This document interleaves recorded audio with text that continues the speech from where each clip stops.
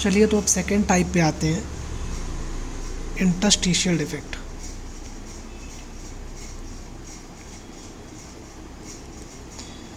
Interstitial defect में क्या होता है, इंटरस्टिशियल डिफेक्ट में ना कुछ पार्टिकल्स होते हैं, वो जो लैटिस के बीच में जो जगह होती है ना, उसको इंटरस्टिशियल साइड्स जिसे कहते हैं हम, उनको आकर के ऑक्यूपाई कर लेते हैं।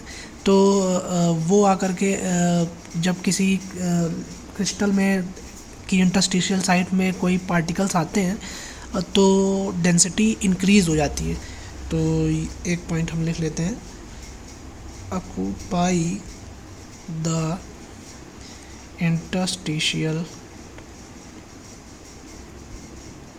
साइट्स, इवेंचुअली डेंसिटी क्या होगी, इंक्रीजेस। अब मैं थोड़ा सा आपको क्या है ना, क्लियर करने के लिए एनसीईआरटी के डायग्राम्स दिखाना चाह रहा हूँ, उसमें आपको ज़्यादा अच्छे से क्लियर होगा। पहले हम देखते हैं इंटरस्टिशियल डिफेक्ट में क्या होगा।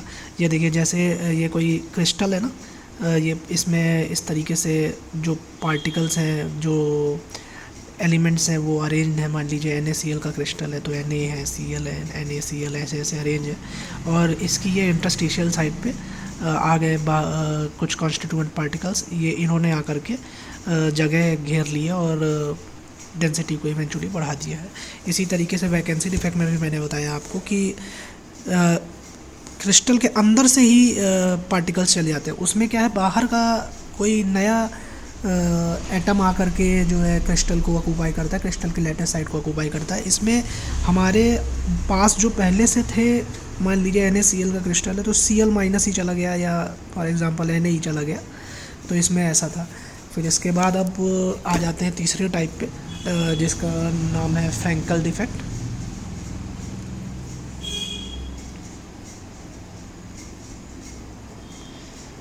देखिए, फ्रैंकल डिफेक्ट और शॉर्टकी डिफेक्ट थोड़ा सा इम्पॉर्टेंट है, तो ध्यान देने की ज़रूरत है। इसमें क्या होता है कि जो स्मॉलर आयन होता है वो अपनी जगह से डिसलोकेट हो जाता है। जैसे मैंने आपको वो दिखाया ना क्रिस्टल, उसमें मान लीजिए मैं बार बार NaCl का एग्जांपल ले रहा हूँ। उसमें मान लीजिए जो Cl वाला मान लीजिए जो छोटा वाला कोई भी कॉन्स्टिट्यूएंट पार्टिकल्स है, वो अपनी जगह से डिसलोकेट हो जाएगा, बाहर कहीं नहीं जाएगा, वो अंदर ही रहेगा, लेकिन अपनी जगह को छोड़ करके वो दूसरी साइट ऑक्यूपाई कर लेगा। तो इसी को जो है फ्रैंकल डिफेक्ट कहते हैं। इसका दूसरा नाम, जैसे कि मैंने आपको बार बार दोहराया, डिसलोकेशन हो रहा है, तो डिसलोकेशन डिफेक्ट भी इसका दूसरा नाम है, तो also known as dislocation defect. ठीक है। अब मैंने बताया कि बाहर कहीं नहीं जाता हमारा पार्टिकल, तो डेंसिटी भी चेंज नहीं होगी। ठीक है, तो डेंसिटी डज नॉट चेंज। अब इसमें मैं आपको एक चीज़ पहले ही बता चुका हूँ कि ये इलेक्ट्रिकली न्यूट्रल होते हैं।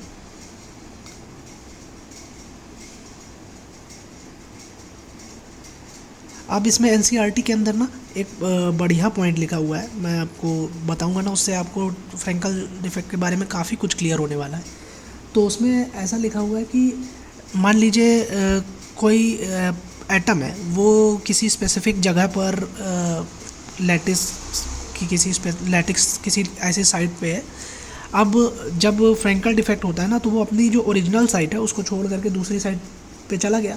तो अब जहाँ पर वो पहले था वो जगह को वेकेंट करके चला गया ना, तो वेकेंट करके चला गया, तो वहाँ पर क्या हुआ कि वहाँ पर ये वैकेंसी डिफेक्ट जो मैंने आपको बताया था, वहाँ पर वो वैकेंसी आ गई। ठीक है, और उसके बाद वो उठ करके जहाँ पर गया तो वहाँ पर उसने इंटरस्टिशियल साइट को ऑक्यूपाई कर लिया होगा ना, तो इंटरस्टिशियल डिफेक्ट आ गया। तो ये दोनों को कंप्राइज करता है, तो ये पूछा जा सकता है पॉइंट, बढ़िया पॉइंट है। इसमें आप लिख लीजिए कि मैं बोल देता हूँ, it creates vacancy at original site and interstitial defect at new site. ठीक है, अब एनसीईआरटी में कुछ एग्जांपल दिए हुए हैं, मैं केवल आपको बार बार बता रहा हूँ कि एनसीईआरटी पे फोकस होने की ज़रूरत है, तो मैं आपको एनसीईआरटी के बाहर का एक भी एग्जांपल नहीं बताऊँगा। एनसीईआरटी में जो लिखे हैं बस उसी पे फोकस करते हैं।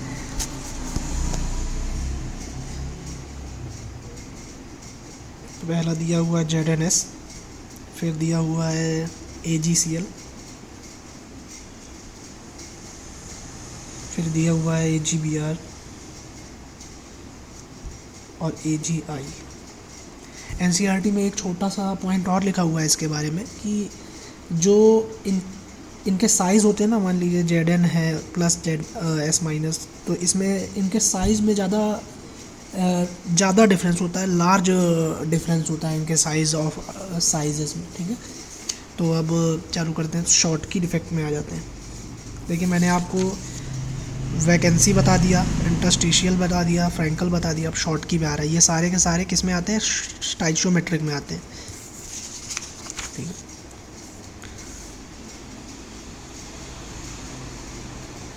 शॉर्ट की डिफेक्ट। शॉर्ट की डिफेक्ट में क्या होता है? इसमें equal number of cation and anions जो होते हैं वो क्रिस्टल को छोड़ करके चले जाते हैं। इक्वल नंबर ऑफ कैटायन और anion are missing from their sites, लिख लेते हैं।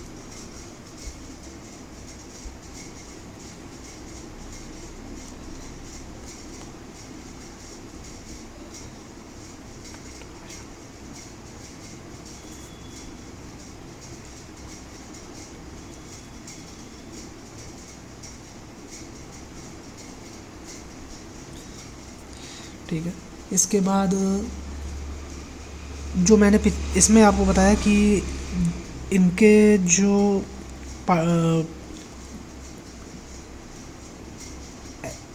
जो एटम्स होते हैं उसमें लार्ज डिफरेंस होता है, जैसे फ्रैंकल में मैंने बताया। तो इसमें इसका जस्ट अपोजिट है, ये नियरली सिमिलर इन साइज होते हैं। ठीक है, cation and anion are nearly similar in size। ठीक है, अब यहाँ पर मैंने बताया कि इक्वल नंबर ऑफ कैटायन और एनायन अपनी जगह को छोड़ करके जा चुके हैं, तो इसमें क्या होगा? डेंसिटी में क्या इफेक्ट पड़ेगा, आप गेस करिए। Density decreases. ठीक है, अब एक पॉइंट और जो मैंने शुरुआत में ही बताया था, इलेक्ट्रिकली न्यूट्रल। ठीक है, फिर उसके बाद इसके एग्जांपल्स की बात कर लेते हैं। एग्जांपल्स पे हम ज़्यादा डिस्कशन इस पार्ट में नहीं कर रहे हैं, इसके बाद आएगा मेटल एक्सेस डिफेक्ट, उस पर हम थोड़ा ज़्यादा फोकस करेंगे एग्जांपल्स पे। इसके एग्जांपल्स को जैसा है वैसे याद कर लेना है। तो NaCl है, उसके बाद है KCl, उसके बाद है CSCl और AgBr। AgBr पे आपको यहाँ पर फोकस करना है। देखिए, मैंने दोनों जगह आपको AgBr पढ़ाया हुआ है, ये दोनों में फ्रैंकल में भी कॉमन है और शॉर्ट की में भी कॉमन है AgBr। तो ये ध्यान रखने वाला पॉइंट है, कई बार टेस्ट में, क्लास टेस्ट में पूछ लेते हैं ये। इसके बाद मैं आपको एनसीईआरटी में भी दिखा देता हूँ फ्रैंकल डिफेक्ट और शॉर्ट की डिफेक्ट से रिलेटेड जो पिक्चर्स दी गई हैं।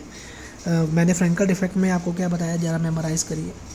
पहले शॉर्ट की देख लेते हैं। शॉर्ट की में मैंने अभी आपको बताया कि equal number of cations and anions are missing from their sides. ठीक है, तो देखो यहाँ पर जो कैटायन है ना वो यहाँ से मिसिंग है, देखो। फिर इक्वली यहाँ पर एक और कैटायन मिसिंग है, फिर यहाँ पर देखो कैटायन मिसिंग है, उसके बाद यहाँ पर एनायन मिसिंग है। देखा, ये ऐसा डायग्राम दिया हुआ है ये समझने के लिए, और ये कंफ्यूज मत होना, इक्वली जाते हैं, इसीलिए ये इलेक्ट्रिकली न्यूट्रल होता है। ठीक है ना, तो जितने कैटायन जाएंगे उतने ही एनायन जाएंगे, ठीक है। उसके बाद फ्रैंकल डिफेक्ट में मैंने क्या बताया था आपको, फ्रैंकल डिफेक्ट में मैंने बताया था कि डिसलोकेशन डिफेक्ट, मतलब जो मान लीजिए कोई ये वाला, ये इसको ले लेते हैं, ये कैटायन था तो ये अपनी जगह छोड़ करके ये यहाँ डिसलोकेट हो गया ना, तो इसको डिसलोकेशन डिफेक्ट कहते हैं। इसमें डेंसिटी पे क्या फ़र्क पड़ रहा था आप गेस करिए। डेंसिटी इसमें चेंज नहीं हो रही थी, डेंसिटी जैसी थी वैसी ही है। उसके बाद अब हम चालू करने वाले हैं, एक बार मैं आपको पूरा ओवरव्यू दे देता हूँ। अब हमने शॉर्ट की डिफेक्ट पढ़ लिया, अब हम इम्प्योरिटी डिफेक्ट के बारे में पढ़ रहे हैं। इसमें हमारे पास टाइप्स नहीं दिए हुए हैं एनसीईआरटी में, तो बस एक आउटलाइन में समझाने की कोशिश करूँगा आपको। तो इम्प्योरिटी डिफेक्ट,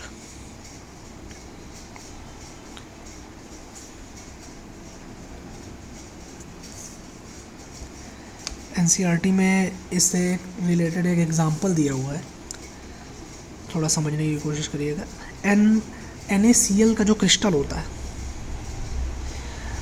उसमें उसको हम स्मॉल अमाउंट ऑफ SrCl2 के साथ जब क्रिस्टलाइज करते हैं ना, NaCl,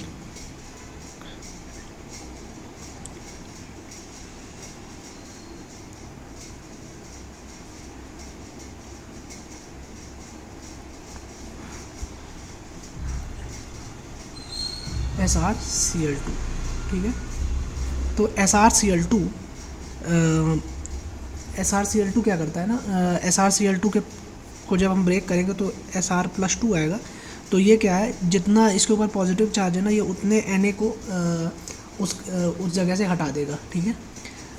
मान लीजिए NaCl का क्रिस्टल बनाकर ही दिखा देता हूँ आपको। Na+Cl-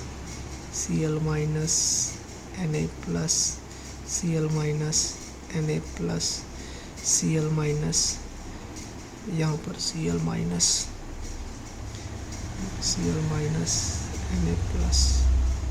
Na+, ये दो जगह मैंने जानबूझ करके खाली छोड़ी है समझाने के लिए। तो SrCl2 में जो Sr2+ है, ये आया और इसने अपने पॉजिटिव चार्ज के बराबर यहाँ से दो पॉजिटिव चार्ज Na+ को हटा दिया, और खुद आकर के ये इकलौता एक एटम खुद आकर के यहाँ बैठ गया, ठीक है। तो Sr+2 खुद आकर के यहाँ बैठ गया, तो इसने ये जगह तो ऑक्यूपाई कर ली, लेकिन ये वाली अभी भी खाली रह गई ना। तो बस एनसीईआरटी में इसी को बड़ी बड़ी भाषाओं में समझाने की कोशिश की गई है। इसमें बस ऐसा है कि अब ये जगह खाली रह गई ना, तो डेंसिटी इधर पे भी डिक्रीज़ कर जाएगी, ठीक है। अब मान लीजिए आपसे कोई पूछे कि कितनी वैकेंसी इसमें हुई, तो आपको उसमें जो है सीधा सीधा बता देना कि जितने SrCl2 आए ना, उतनी ही वैकेंसी इसमें रहेंगी। मान देखिए, जैसे एक दो वैकेंसी इसने टोटली क्रिएट करी, एक में खुद ही जाके बैठ जाता है, एक को खाली छोड़ देता है। तो देखो, अगर आपको पूछता है कितनी वैकेंसी इसने क्रिएट करी, तो बता देना जितना Sr+2 आया बस उतनी वैकेंसी इसने क्रिएट करी, ठीक है। इसमें एक एग्जांपल और दिया हुआ है एनसीईआरटी में, CdCl2 को AgCl के साथ क्रिस्टलाइज करते हैं, ठीक है।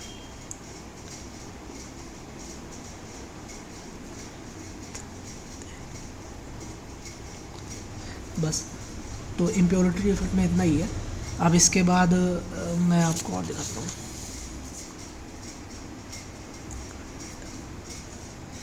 अब इसके बाद हम नॉन स्टाइचियोमेट्रिक डिफेक्ट पे चल रहे हैं, ठीक है।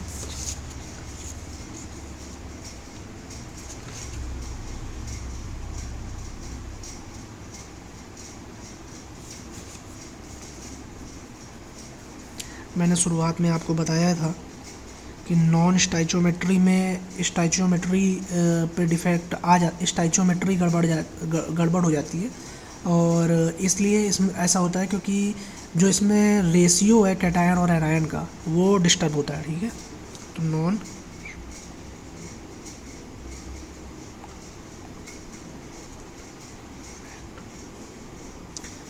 नॉन स्टाइचियोमेट्रिक डिफेक्ट, इसमें दो तरीके के डिफेक्ट हैं, एक है मेटल एक्सेस डिफेक्ट और एक मेटल डेफिशिएंसी डिफेक्ट। तो इसको क्लासीफाई कर लेते हैं। वहाँ स्पेस नहीं थी तो मैंने नहीं किया, अब यहाँ पर करता हूँ। मेटल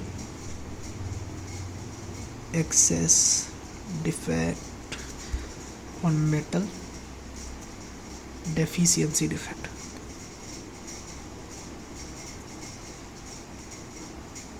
ठीक है, अब मेटल एक्सेस डिफेक्ट को पहले पढ़ते हैं।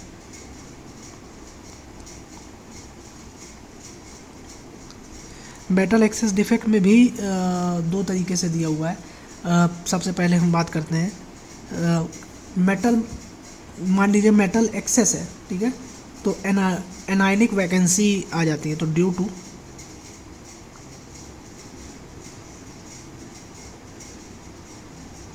मैं समझाऊंगा, अगर आपको डाउट हो रहा है मैं समझाऊंगा, इसको प्रॉपरली समझाने वाला हूँ। सबसे पहले इसमें एनसीईआरटी में एक एग्जांपल के थ्रू समझाया गया है कि NaCl का जो क्रिस्टल है उसको सोडियम के वेपर्स के साथ हम कराते हैं क्रिस्टलाइज। NaCl के क्रिस्टल के ऊपर सोडियम वेपर्स को हम फ्लो करते हैं, ठीक है, सॉरी, NaCl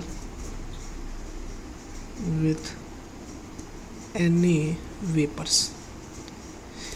इसमें मैं फिर से NaCl का क्रिस्टल बना रहा हूँ, ठीक है।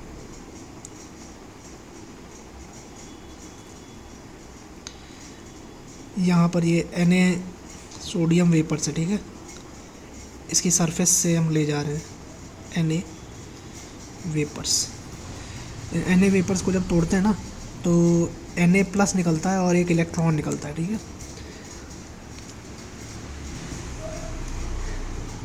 अब यहाँ Na plus Cl minus, Na plus Cl minus, Na plus Cl minus, यहाँ की मैं जगह छोड़ रहा हूँ समझाने के लिए। Cl minus, Na plus Cl minus, Na plus Cl minus.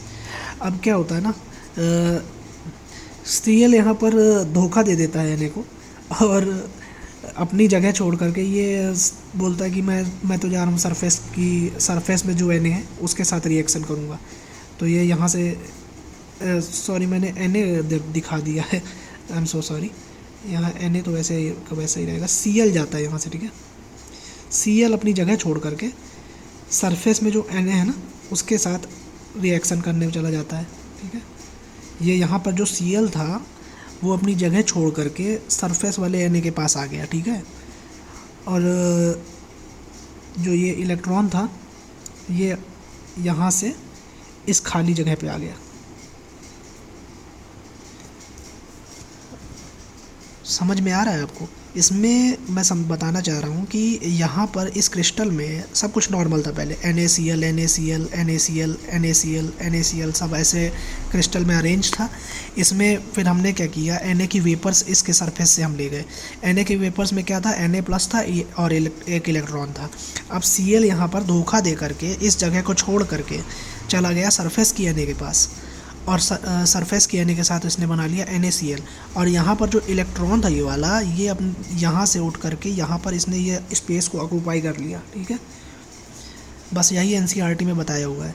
अब इस इलेक्ट्रॉन के सिग्निफिकेंस के बारे में बताया कि ये इलेक्ट्रॉन यहाँ पर आएगा तो क्रिस्टल में क्या गड़बड़ झाला करने वाला है। तो ये इलेक्ट्रॉन क्या करता है, एक्साइट करता है तो ये क्रिस्टल को प्रोवाइड करता है कलर, ठीक है। अब NaCl का स्पेसिफिक केस है तो NaCl में ये येलो कलर प्रोवाइड करता है। ये सब कलर्स आपको याद रखने की ज़रूरत है। इसके बाद आपने पढ़ा होगा कि इलेक्ट्रॉन जब आएगा तो वो कंडक्टिविटी लेकर के आएगा, इलेक्ट्रिकली कंडक्टिव बना देगा, तो provides electrical conductivity to the crystal. अब इसके बाद NCERT में 2-3 एग्जांपल और दिए हैं। NaCl में तो मैंने आपको बता दिया कि NaCl को जब हीट करते हैं Na वेपर्स के साथ तो येलो कलर बनता है। ये कलर्स आपको याद रखने, ठीक है। उसके बाद NCERT में दिया हुआ है LiCl का एक एग्जांपल। LiCl को हीट करते हैं Li वेपर्स के साथ तो पिंक कलर बनता है, ठीक है। इसके बाद एक एग्जांपल दिया हुआ है KCl का। तो KCl को जब हीट करते हैं K वेपर्स के साथ तो पर्पल कलर बनता है।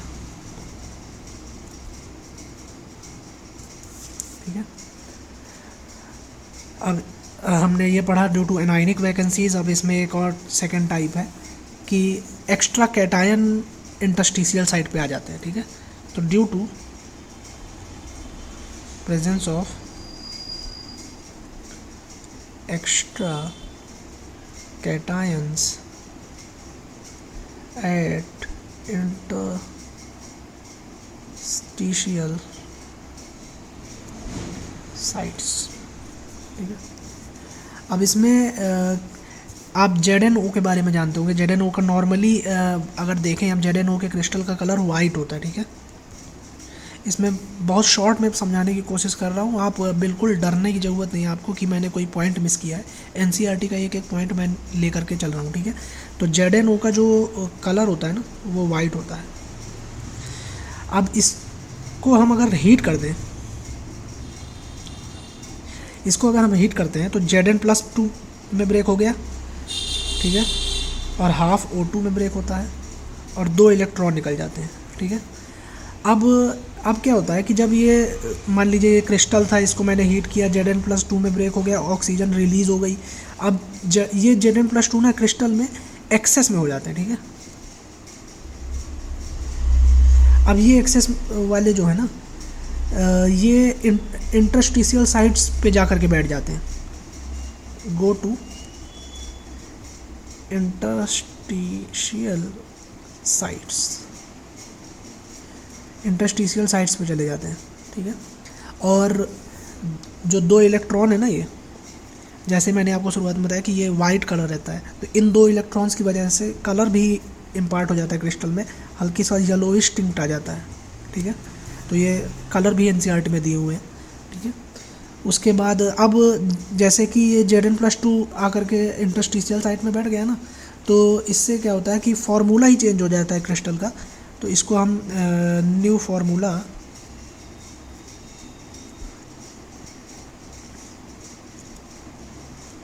जो नया फार्मूला हो जाता है, इसमें क्या होता है कि Zn1+XO ये नया फार्मूला बन जाता है। ठीक है, अब इसके बाद मैंने आपको बता दिया metal excess defect. Metal excess defect में ड्यू टू एनायनिक वैकेंसी और due to presence of extra cation के बारे में बता दिया। अब मेटल डेफिशिएंसी डिफेक्ट के बारे में बात करते हैं। इसमें इसके बारे में NCERT में थोड़ा सा कंसाइजली दिया हुआ है, तो बच्चे समझ नहीं पाते। मैं इसमें थोड़ा सा आपको समझाने की कोशिश करता हूँ। ये क्या होता है ना कि पहले हेडिंग डाल लेते हैं, मेटल डेफिशिएंसी डिफेक्ट। ठीक है, अब कई ऐसे मेटल होते हैं ना जो वेरिएबल वैलेंसी शो करते हैं, ये उन्हीं से रिलेटेड एक डिफेक्ट है, मेटल्स विथ वेरिएबल वैलेंसीज। ठीक है, अब आपने बायो में भी पढ़ा होगा, जो बायो साइट्स हैं उन्होंने बायो में पढ़ा होगा कि जो आयरन होता है, मिनरल एंड न्यूट्रिशन में आपने 11th में पढ़ा होगा, आयरन 2 फॉर्म्स में पाया जाता है ना, Fe+2 और Fe+3। बस यहीं से गड़बड़ चालू होती है। अब मान लीजिए कोई क्रिस्टल है, उसमें ये चार्ज के वजह से दिक्कत आती है। मान लीजिए जैसे 3 Fe+2 मिल करके टोटल कितना चार्ज बनाएंगे, 3 Fe+2 मिल करके टोटल चार्ज बनाएंगे प्लस का 6, 3 2 जा 6। ठीक है, तो +6 इसको हम एक किसके बराबर कह सकते हैं, इसको हम इसके बराबर कह सकते हैं कि अगर हम Fe+3 के 2 ले लें तो उसका भी +6 चार्ज आ जाएगा ना। तो 2 Fe+3 ले लें तो 3 2 जा 6। ठीक है, +6 चार्ज बराबर है, तो ये इसकी जगह ले सकता है। बस यहीं पे दिक्कत आती है कि यहाँ पर 3 थे और इसमें 2 आ जाते हैं। तो एक एग्जांपल दिया हुआ है NCERT में FeO के बारे में। ठीक है, FeO में क्या होता है कि 0 जो मोस्टली इसका फॉर्म पाया जाता है, found in the form of Fe 0.0 0.96 तो ये जो नॉर्मली 1:1 के रेशियो से ये गड़बड़ होकर ना 0.96 में आ जाता है। ये किस वजह से होता है, ये बस इसी छोटे से इधर क्या होता है कि क्रिस्टल में कहीं 3 Fe थे तो जगह लेकर के वो चेंज होकर के 2Fe+3 आ गए, 3Fe+2 से 2Fe+3। तो बस ये बिल्कुल माइन्यूट सा चेंज आता है ना, इससे क्या पूरा रेशियो गड़बड़ हो जाता है। इसी के लिए हम इसको नॉन स्टैचोमेट्रिक डिफेक्ट के अंदर पढ़ते हैं। जैसे मैंने आपको बताया था कि जो प्रपोर्शन होता है कैटायन और एनायन का, वो दिक्कत हो जाती है। ठीक है, तो बस इतना ही था इस चैप्टर में। आपको इससे रिलेटेड थ्योरेटिकल क्वेश्चन ही मिलेंगे, न्यूमेरिकल्स मुझे नहीं लगता ज़्यादा आपको मिलेंगे। अगर आप NCERT का मैंने हर एक पॉइंट क्लियर कर दिया है। मैं इसमें आपको बिल्कुल क्लियर करना चाहता हूँ कि NCERT का एक भी पॉइंट नहीं छूटा है। अगर आपको एक्स्ट्रा कुछ करना है तो आप मॉड्यूल्स कर सकते हो, हेल्पिंग मॉड्यूल्स कर सकते हो, अदर बुक्स आती हैं उनको देख सकते हो। उससे क्या है ना, आपका चैप्टर पे इस जो टॉपिक को मैंने कवर किया है उस पर पकड़ बन जाएगी अच्छी। ठीक है, चलिए इतना ही रखते हैं। Thank you.